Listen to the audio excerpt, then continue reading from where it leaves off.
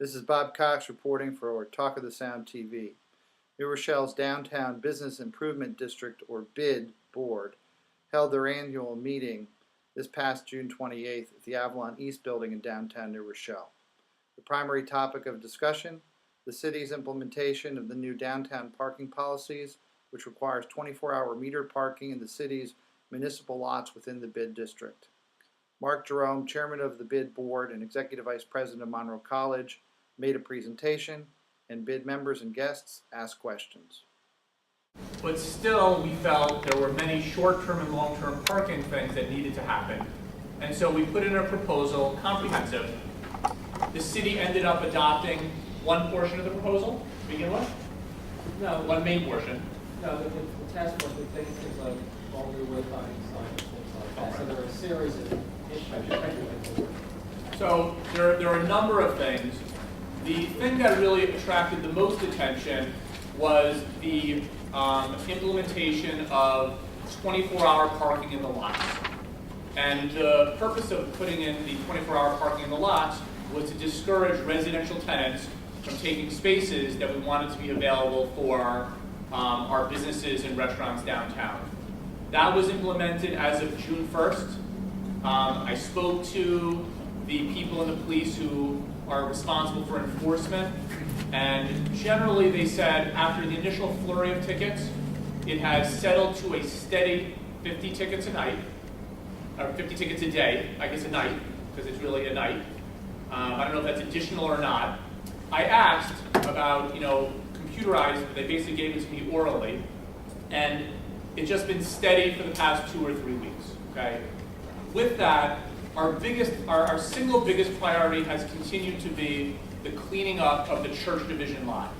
I'm not going to give a lecture to everyone here about the state of the lot. Suffice it to say, the lot is not in an acceptable shape for the city or for the BID or for the downtown businesses. But it's one thing to complain, it's another thing to move forward. And so I'm happy to report, actually today, we're making some, I think, pretty good progress. And so here's where we are today. And please, and Howard, you'll help me if I get anything misspeak. For the most part, the city's agreed, I think, to fund $35,000 of improvements. And the BID is working closely with DPW to implement those. And Jim, this will be a little bit of interest to you. So we expect August and September for all the broken car stops to be removed, purchase new ones where appropriate, clean and power wash the floors of the parking lots, restripe the spaces. The BID is then funding the repainting, which Habitat has done at times, of the stairwells. And what we'll talk about at the end of this meeting is a discussion of should there be a test of something else.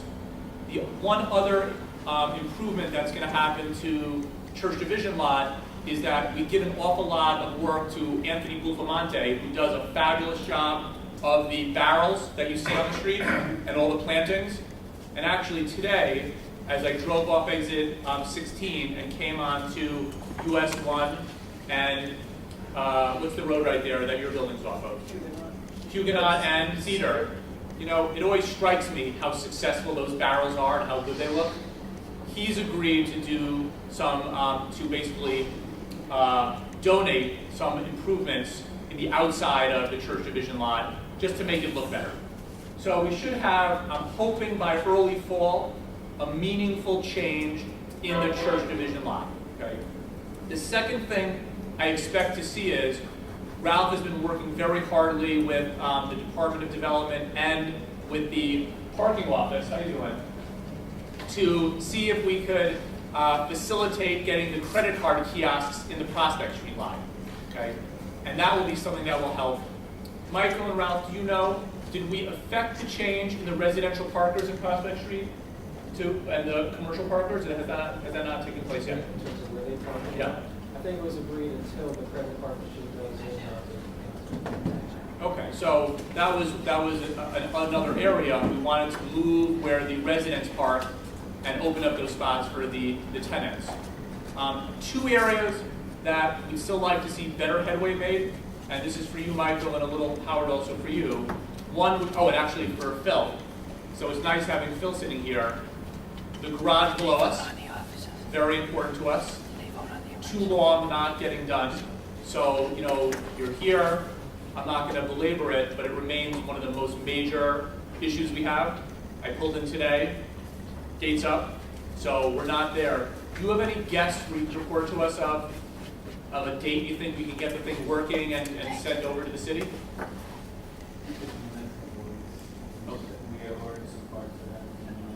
Okay, so will you do us a favor? Since you're the bid rep, you're the bid member, can you just make it your priority to just kind of shepherd it through, since it's been about 3 years we're working on it? And no blame on your side, but it's, for the city and Avalon, the agreement is fairly recent, but at the end of the day, we want the lot working and fixed. And so does everybody, right? So is there anything we can do to help you accommodate that? I don't think so, but Okay. At our last meeting, I think it was Bob Cox who brought it up, but it might have been you. We had a discussion about U-Hauls and lots. Who brought that up? Did you bring that up? Yeah. Okay, he brought it up. There were some taxis, some commercial vehicles.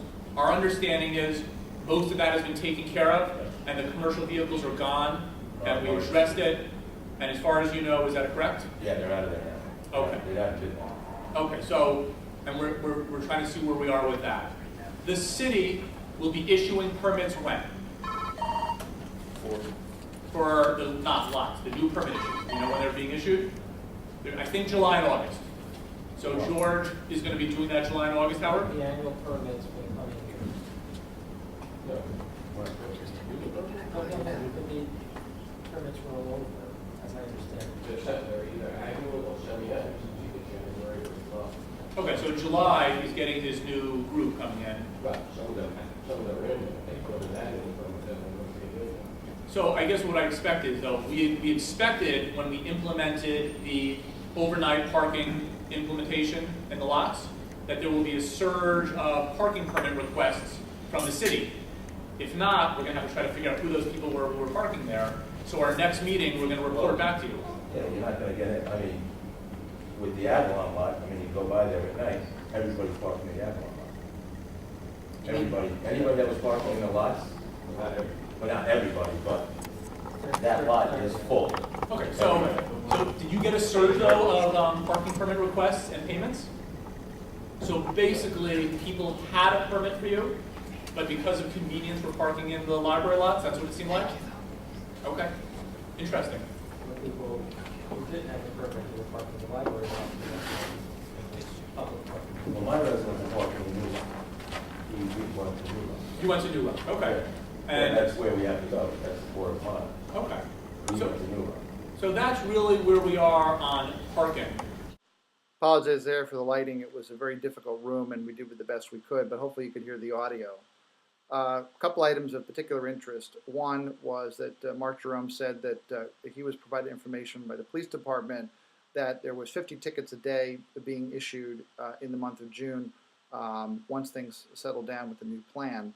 But James O'Toole reported that there was 58 tickets issued at one lot during a 4-hour period over near Spectators on North Avenue between the library and Lawton and North Avenue. So clearly there's some kind of difference there. And Marc Jerome said that he didn't know whether or not the 50 figure he was provided was 50 total tickets or an increase of about 50 a day from last year.